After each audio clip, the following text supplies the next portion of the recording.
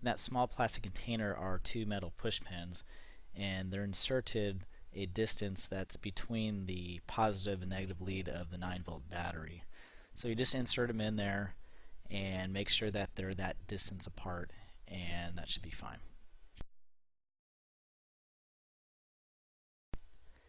In the container is going to be some water that has baking soda mixed into it. The baking soda in the water allows electricity to flow between the two metal tips of the push pins.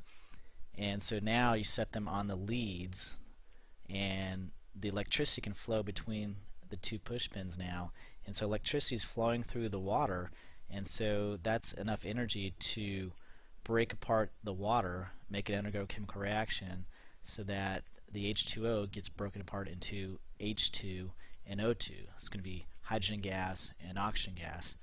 And both gases are going to flow up through the test tubes.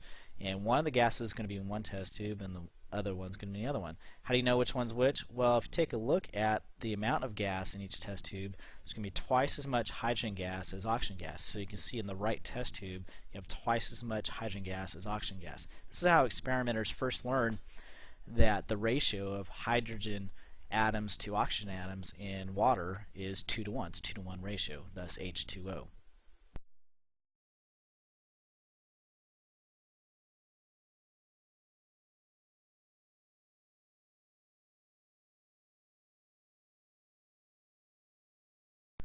Now there's another way you can show water undergoing electrolysis. You can take the same 9-volt battery, hook up two wires to it, and then the end of the two wires you attach either brass wires or copper wires. I don't think it really matters too much. Then you put the two wires into a solution of bromothymol blue, and in the bromothymol blue solution is also some salt, so you can get the electricity flowing through the water much easier. And you can see electricity is flowing between the two wires, and you have bubbles forming, so that's the oxygen and hydrogen gas forming.